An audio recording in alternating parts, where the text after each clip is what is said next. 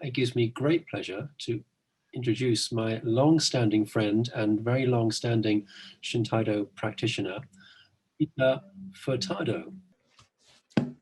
This is about Shintaido history, but also Shintaido present and Shintaido future, hopefully.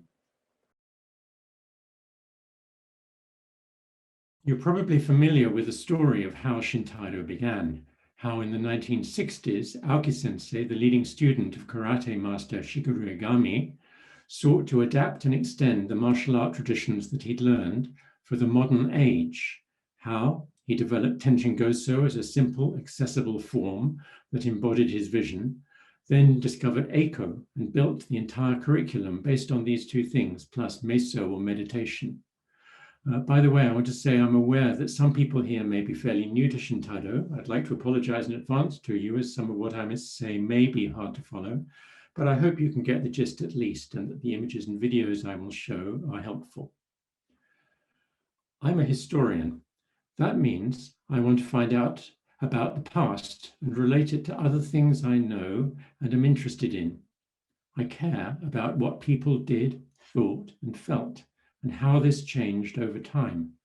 But I also care about what significance these things hold for us today. I also want to understand the context of what people did, because that context is what gave their actions so much of their meaning and power. So when it comes to Shintaido, I don't just want to learn about the men and women who created it. I want to study all the things that influenced them and explore the context in which they were practicing. If you specifically want to learn about the martial arts lineage of Shintaido, then I refer you to the excellent talk called Shintado Prehistory that Andrew Stones gave in 2015, which you can find on YouTube. Today, I want to complement his talk by taking a more contextual approach. Aoki Sensei may have created Shintaido, but he did not do it alone. He brought together some committed students, Ito Sensei and Masashi among them, to collaborate in exploring the boundaries of what was possible.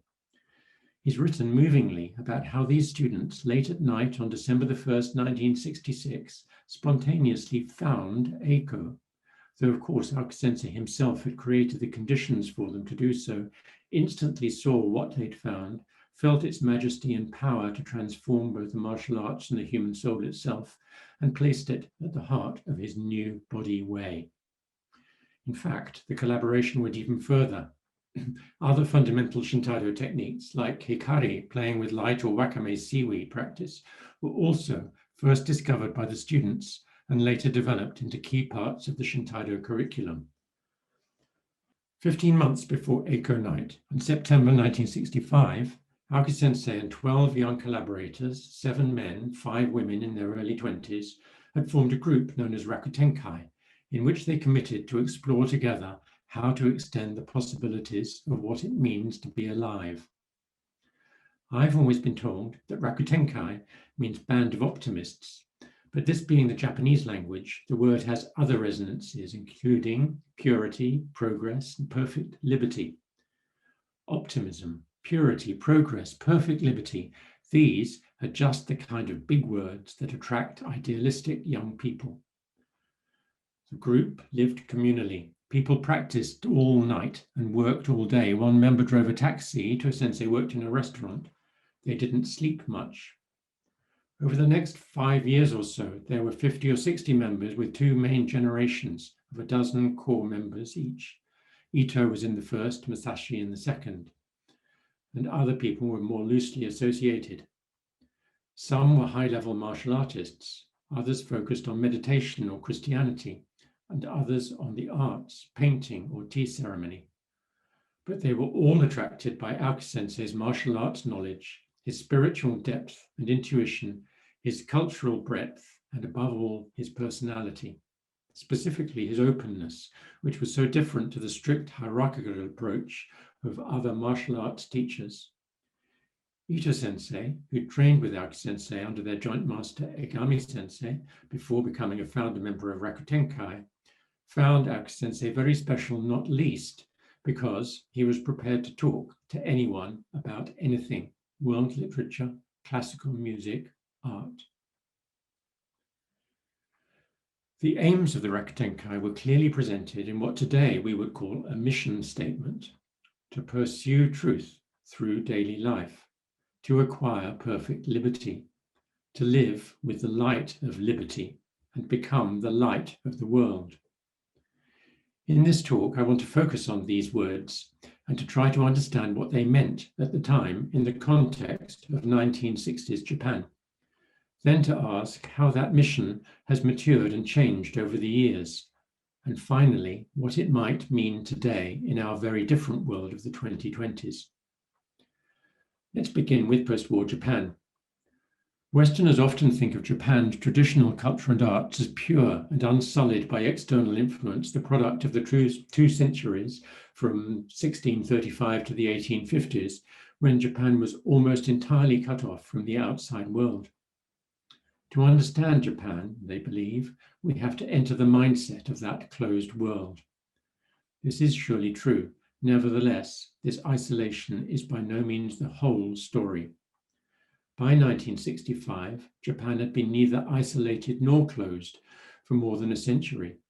Cultural and political interactions had been growing for decades, and Aoki Sensei's richly diverse interests in many ways embodied them. 100 years earlier, the ruling conservative shogunate had been overthrown and Japan had opened itself to the West politically, economically, and culturally. This was a two-way process. Western traders, soldiers, and scholars arrived to take whatever they could from the island empire, while Japan sent some of its cleverest people to the West to learn, absorb Western ways, and bring back whatever might be useful in order to make Japan a powerful member of the world community. They were so successful that by the first decade of the 20th century, Japan had built a modern army and navy, conquered Korea, defeated Russia, extended its sway even further in East Asia during the First World War. I don't need to tell you how this developed a few decades later in the 1940s. Historians sometimes suggest that technical imports were central to this expansion, while Japan's society and values were touched less deeply. This too is not quite right. In politics, in 1890, a new Western-influenced constitution brought Asia's first democratically elected parliament to Japan. And assimilation was important in culture as well. You may remember that at a Kangeko 5 or 6 years ago, Musashi introduced us to the tea ceremony, a tradition unique to Japan and expressive of so much that is distinctive about its sensibilities. He asked us to read a book entitled The Book of Tea by Kakuzo Okukura. Okukura wrote it in English in 1904. To me, this book was a revelation. The author, who was born and educated in Japan, was writing on a quintessentially Japanese topic. Yet, to me, it seemed as if he had written with such a sophisticated Western aesthetic that if I hadn't known better, I might have guessed that he was brought up in Paris, Vienna, or Boston. He believed traditional Japanese culture could be encouraged not by retreating into conservatism, but by openly embracing whatever a Western viewpoint could bring. He was not alone, as we'll see later. Through the early 20th century, Japan soaked up Western lifestyle, ideas, art, and industry like a sponge. Here's another Japanese crossover cultural icon, this time from the 1920s, an artist who became a celebrity in both Paris and Tokyo, particularly for his paintings of cats, using Japanese techniques and materials. In fact, ever since 1867, Japan had existed in a kind of tension between, on the one hand, the desire to celebrate and build up exclusively Japanese qualities, what's sometimes called Japanese exceptionalism, and on the other hand, the desire to take part fully in the world community on an equal footing, what's called universalism. The two things sometimes combined in the desire to take on the rest of the world on its own terms, but show that the Japanese way was intrinsically superior to others. The mindset of the Imperial Japanese Army was exceptionally Japanese, but the technology it used to attack Pearl Harbor was universal. After 1945, reeling from devastating bombing and defeat, and now under American occupation, Japan aimed to rebuild its place in the world by creating a distinctive business culture that would allow it to outdo the West on its own terms through the great corporations like Honda and Mitsubishi and the armies of salarymen who worked for them day and night. In this, it proved remarkably successful. The reason for this digression on Japanese history is that the tension between Japan's belief in its unique self-contained traditional culture and its acceptance of Western modernity can be seen in Shintaido. As you know, Aoki Sensei was strongly influenced, amongst other things, by Western theatre, by European and American painting, especially the abstract expressionism and pop art that were at their peak in the early 1960s. And he brought all these things to his deep study of the traditional Japanese martial arts. Here are two 1960s artists whose work feels very Shintaido to me, though I don't know what Aoki Sensei thought about them specifically. Yves Klein studied judo in Japan. His art involved laying the canvas on the floor and covering his models, who were young, female, and naked, with blue paint, then inviting them to move freely across the canvas.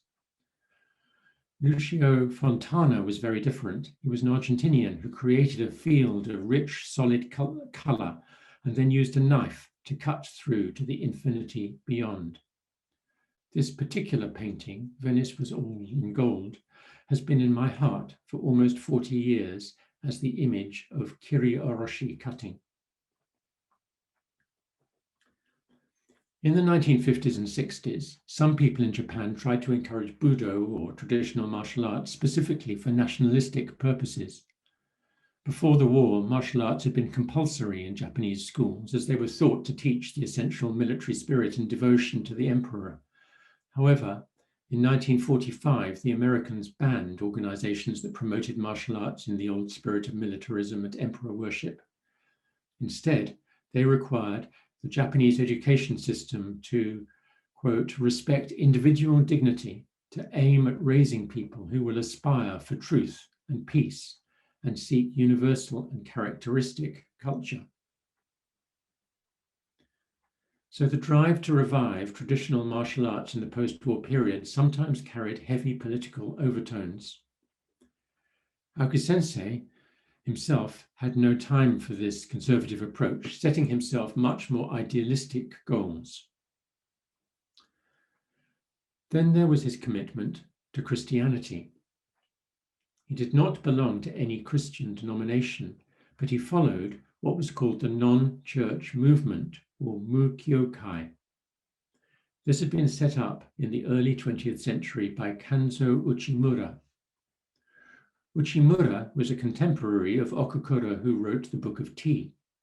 In his 20s, he, like Okukura, went to the United States to study, where he was very influenced by Quakerism. Like them, he rejected theology, creeds, ritual, and formal church structures in favor of small independent groups of the faithful, studying the Bible and following the teachings of Jesus in their everyday lives.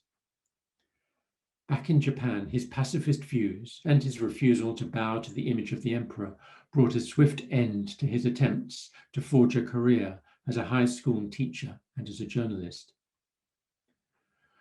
Uchimura once wrote, "The universe is created by God. Nature itself is our earthly church. Its ceiling is the blue sky." To me, at least, this language is reminiscent of Psalm 19, which Aoki Sensei quoted in order to put echo into words. The heavens proclaim the glory of God. This brings us all back to the young men and women who joined Aoki Sensei in the Rakutenkai. What about those key words in the mission statement? Truth, liberty, light of the world. What meanings did they carry for them? I suspect they were an amalgam of East and West, of Christianity and Buddhism, and they also had particular political meanings in the context of 1960s Japan. In English, we have two terms, liberty and freedom. Liberty tends to be political. It carries various resonances, including echoes of the French Revolution, liberty, equality, and fraternity, of the American Revolution. We have certain inalienable rights. Among these are life, liberty, and the pursuit of happiness, and also of the British belief in liberty as being something protected by the rule of law. Freedom, on the other hand, is a more personal or internal state than liberty. We want to be free from constraints, or free to think, say, or do as we want, free to make choices. Freedom is also a spiritual concept. As the Church of England says in its prayer book, of Christ, his service is perfect freedom. The Japanese language has the same distinction. Kaiho means liberty or liberation in the sense of release from oppression or from being tied or restricted. Its kanji includes the same root as kaisho, open hand in Shintaido. The other word, jiyu, means freedom, particularly in the sense of escaping from internal psychological or moral constraints, or letting go negative mental habits that cause stress and sickness or limit our potential to be fully free. In fact, the original Rakutenkai mission statement, obviously written in Japanese, used the word jiyu, freedom, but when it was translated into English, it became liberty. That's the form I learned it. So perhaps it would be more accurate if it read, to pursue truth through daily life, to acquire perfect freedom, to live with the light of freedom, and become the light of the world. Or perhaps this confusion is significant. They were seeking both internal freedom and external liberty. They were also combining Eastern and Western spirituality. Aoki Sensei described acquiring perfect freedom in these essentially Japanese terms: relaxing, releasing our ki, harmonizing with nature, fully liberating ourselves, and becoming as free as possible. But he also added, in Christianity, freedom means accepting God 100%. In Zen, it means to get rid of all attachments. The more we release, the more we become full. And in another Christian dimension to the Rakutenkai mission, the last line, to become the light of the world, is not just an expression of shosei, of 10-point meditation, but echoes Jesus' famous phrase from St. John's Gospel, I am the light of the world. In reality, Rakutenkai members were searching both for internal freedom and for political liberty. Of course, they were seeking spiritual depths, but they were also looking for liberation from the constraints of Japanese society and post-war politics. While in theory, the class system in Japan had been abolished, in practice, equality was an illusion. There were many taboos and prejudices that limited social change. Radical young people like the Rakutenkai members sought far more genuine equality and freedom from social norms than was possible in hidebound Japan. Aoki Sensei indeed has said, one explicit purpose in creating Tenshin Goso and developing Eiko was to liberate the Japanese and to change their national character. There's a similar story with the word truth. In the West, the term has a long and complex history. Many have sought an objective truth that corresponds to reality, though some people have found this revealed in religion and others, quite differently, in logic, maths, or science.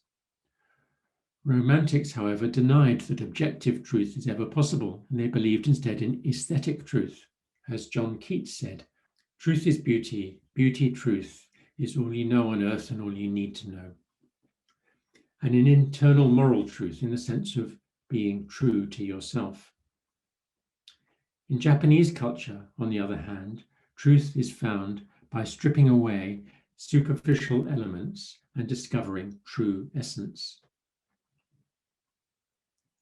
All these types of truth come together in Shintaido. In Ita Sensei's recent Taimyo workshop, for example, he talked about Shin, or truth, meaning everlasting truth, reality, justice, righteousness, and purity.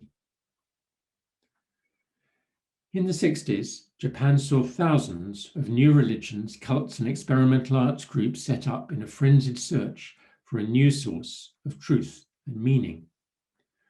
Most of them quickly collapsed. A few have survived. Shintaido is one. Another is Buto, a dramatic dance form founded by Hichikata Tatsumi and Kazuo Ono around 1959. There was some crossover of personnel between Shintaido and Buto, and one Rakutenkai member, Aoki Sensei's wife Etsuko, also studied Buto with Ono Sensei. The two movements have much in common, though whereas Shintaido focuses on the world of the light, Buto mainly draws its energies from the underworld. Altogether, I believe Aoki Sensei and the Rakutenkai saw themselves not just as engaged in martial arts development or in spiritual exploration, but as a new kind of political and cultural avant-garde, the light of the world in a political sense. But even this combined East and West in its vision. On the one hand, they talked about avant-garde artists like Picasso and Jackson Pollock, but on the other hand, so powerful was their focus that they were ready to bet their own lives, in Ito Sensei's phrase, and were so committed to pursuing their keiko come what may, that they prepared their wills, just as the kamikaze pilots of World War II had done. The goal was to become a true avant-garde spearhead that could open the doors on new ways of living and being alive, and to share these until society, globally, not just in Japan, was transformed. This is a very 1960s ambition, and of course, the Rakutenkai years were the 60s. Bob Dylan's Like a Rolling Stone was at the top of the charts the week that they were formed. In 1970, the Rakutenkai disbanded, its work done around the same time as the Beatles broke up. We think of the 60s as the decade of young people, rock music, hippies, the summer of love, turning on, tuning in and dropping out, the counterculture, revolution, Vietnam, the Paris May days, radical questioning of social and cultural, moral and political norms at every possible level. Rejecting conservatism, people experimented in all kinds of ways on all kinds of topics. Though 1960s Tokyo was more conservative than San Francisco or Paris, it was still deeply affected by the same powerful forces. There was a student movement that demanded reform of the education system, challenged Japan's social norms and its close association with American materialism, and sought a new kind of liberty to live life in a different way from their parents. These students clashed repeatedly and violently with the police, and the universities were closed for the entire academic year of 1968-9. Masashi was supposed to be at college that year. He used his unexpected free time to join the Rakutenkai. Those Rakutenkai were breathing the same revolutionary air as the students. These graffiti from Nihon University used those same two words, Jiyu, freedom, and Kaiho, liberation, as in the Rakutenkai mission. The top line says, I fight for freedom. The bottom line, though, says, Nihon University, liberated public toilet. A Shintaido office was set up in Shinjuku, the coolest, hippest part of Tokyo, specifically chosen to be where the radical people were. In '68, students occupied and trashed Shinjuku's subway station before occupying the universities. That put Shintaido at the heart of the protest movement. On one occasion, they themselves caused something of a disturbance by doing a big Eiko Kumite right outside the subway station in rush hour time. Indeed, the police were highly suspicious of Shintaido, particularly of the fact that it involved training students to fight with sticks. Ito Sensei had to spend a lot of time at the police station trying to explain that the essential purpose of Bo practice was not to beat up the forces of law and order. Even so, at one gashuku held on the beach, they found the dojo surrounded by hundreds of police. Like the student radicals, the Rakutenkai members were content to be poor and to live communally. Though they didn't think of themselves as hippies, for one thing, they didn't take drugs or drink, they didn't need to. But They were aligned with the student movement, rejecting materialism, the culture of the company, and Japanese government, US materialism. All this was an essential dimension of their search for freedom and truth, seeking to open the doors of perception by means of the new body way that could free them as individuals, also transform society, and ultimately change the world. Certainly, when I first encountered Shintaido in Britain in the early 80s, this radical spiritual and social vision was strongly expressed, both by the then head instructor Ken Waite, who was the only non-Japanese Rakutenkai member and who brought Shintaido to Britain in the early 70s, and his students, including Jeffrey Fitch, who had followed him to Japan before setting up their own Shintaido commune near Heathrow. And I think it's fair to say that we Shintaido practitioners today, both in Britain and around the world, have been living off the spiritual and creative capital built up by the Rakutenkai back in the 60s, even if the ambition to transform society may have softened somewhat in the last 50-odd years. But even for those of us old enough to remember them, the wonderful, creative, idealistic, mind-expanding 60s now feel like ancient history. Times have changed, and the attitudes and ambitions of young people today are not those of young people of the 60s. So that brings me on to the second part of this talk. What happened to those ideals of the 60s in Keiko as well as more generally, and what relevance do they have for us today? The radicalism of the 60s is often thought to have fizzled out by the mid-70s. Why this may have happened is much debated. Some people say it's because people grew up, got married, and needed regular income, so turned back to the world of work. Others think it collapsed in a druggy haze, that its goals were too vague, hedonistic, and disparate ever to have achieved much. Others say the oil crisis of '73 brought an economic slowdown that deterred experimentation. Yet others, though, argue that 60s radicalism didn't die out at all. It just transmuted in all sorts of ways into things like the women's movement, the peace movement, community activism, the fight against apartheid, gay liberation, the alternative health movement, and even the internet. There's some truth in all of these points of view, but to me, though much of what we call the 60s was undoubtedly exciting and amazingly inventive, it was surely the most exciting and inventive decade that I've ever lived through, but I can now see it was also often immature. Its creativity was not always sufficiently grounded to stop it drifting away down disparate paths. However, if we understand Shintaido as an expression of that worldwide spirit of challenge, liberation, and discovery, then maybe we can say that what Aoki Sensei and the Rakutenkai achieved through their physical, spiritual, and creative exploration in the 60s was arguably the most dynamic, the most grounded, the most powerful, the most inventive thing that happened anywhere in the world at that time. If that's right, then I'd say that they are the ultimate embodiment of the values of the 60s. This is a huge claim, I know, but who can you think of who can match them? Self-destructive geniuses like Hendrix or Lennon, self-conscious, career-minded artists like Warhol, Maoists selling revolutionary papers on the streets, murderous cult leaders or gurus for driving Rolls Royces. None of these, nor even more enduring 60s luminaries like Dylan or Bowie, have the equivalent depth, intensity, complexity, clarity, consistency, commitment, or ultimately the vision of what human life can really be. We have all spent so long learning from Aoki Sensei, Ito Sensei, Masashi, and others that we can sometimes forget just how very exceptional they are.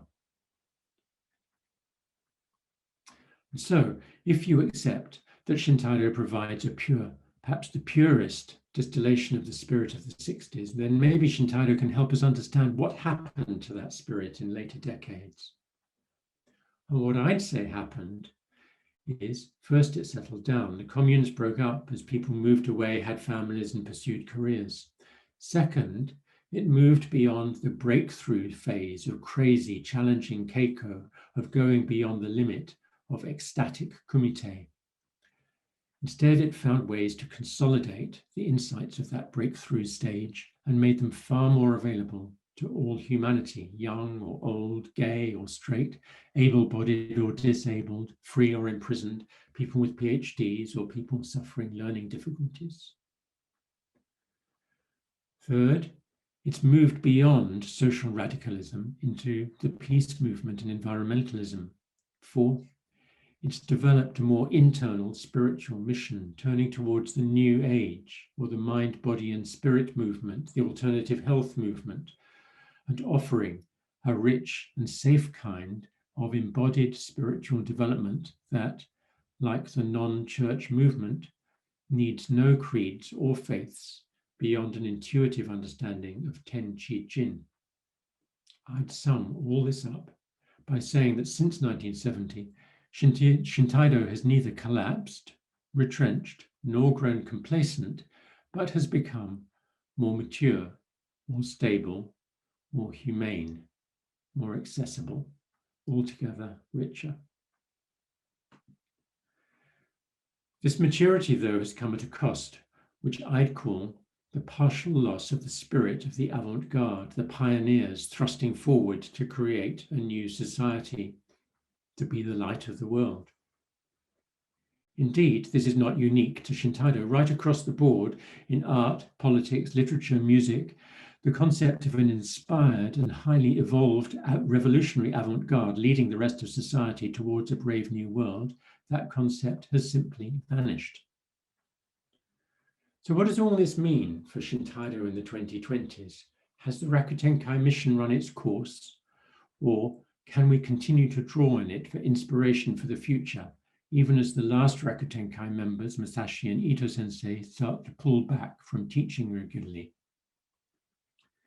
Can we revitalize that mission? Can we take it on board for ourselves or even renew it for our own times? Or is it destined to be consigned to history, just as the students of May '68 in Paris are now little more than a historical footnote? Revitalizing the Rakutenkai mission is not a matter of pretending we still live in the late 60s or practicing the kind of neo-hippie keiko or even returning to endless jumping. That sort of nostalgia won't go anywhere, and I don't think it's what our age needs. Nevertheless, I do think there's a real sense in which the mission offers something the 2020s do need today more than ever. If we can articulate that mission for ourselves, then more people, more widely, would see that Shintaido offers something that they desperately crave today. The clue lies in those now familiar words: to pursue truth through daily life, to acquire perfect freedom, to live with the light of freedom and become the light of the world. To pursue truth through daily life, we do. But we live in what has been called a post-truth society, a postmodern world where truth is no longer objectively knowable, but is based on total subjectivity, so that your truth is seen as no better or no worse than mine. A society where the most powerful people routinely, blatantly, shamelessly lie, where expertise is actively disparaged, often with a deadly phrase, fake news. A society where the craziest conspiracy theory grows bizarrely louder and more dangerous each time it's shown up to be groundless. A society where people feel gaslighted by their own governments, endlessly asserting things that we know to be false and claiming that we're weak for not seeing them too. A society, indeed, where it's become impossible to know what could be a sane response to that gaslighting, impossible to know even whether a challenging idea is the concoction of a conspiracy theorist or a reasonable questioning of a received truth. A society where all of us, whatever political shade we align with, suffer corrosive skepticism until we simply don't know what or who or how to trust. Barack Obama has pointed out where this will end. He said, if we don't have the capacity to distinguish what's true from what's false, by definition, our democracy doesn't work.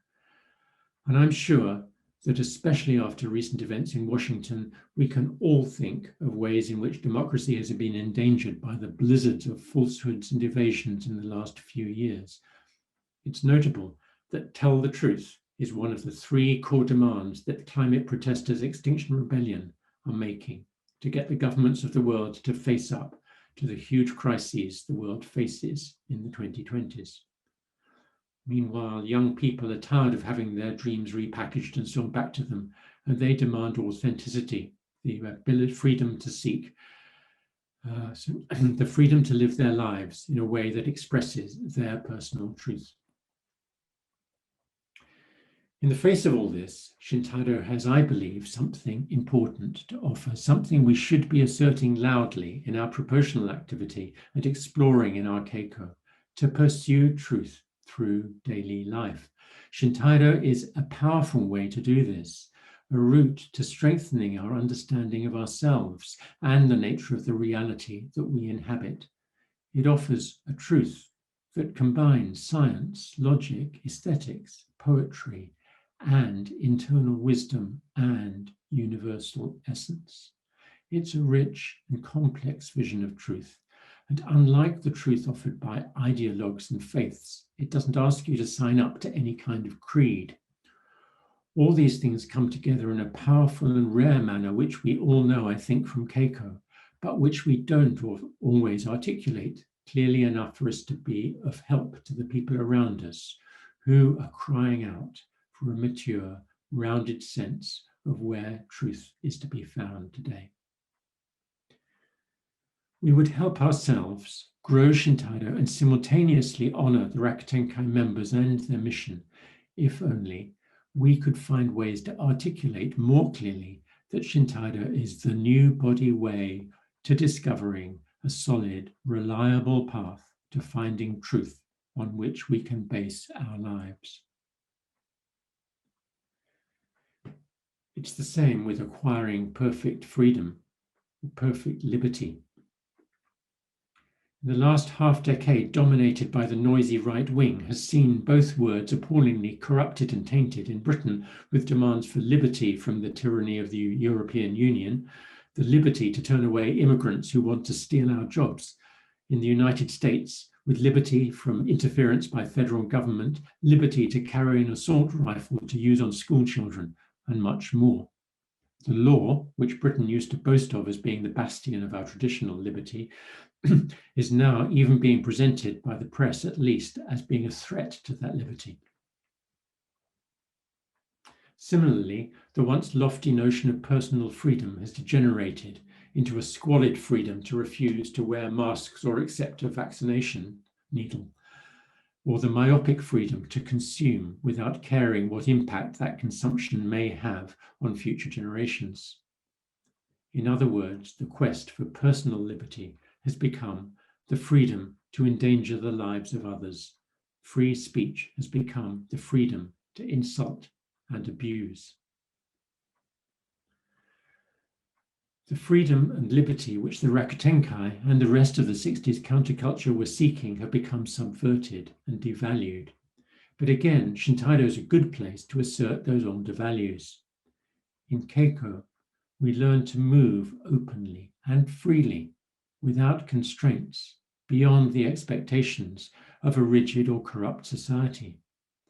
We explore the freedom of living with a great world of spirit.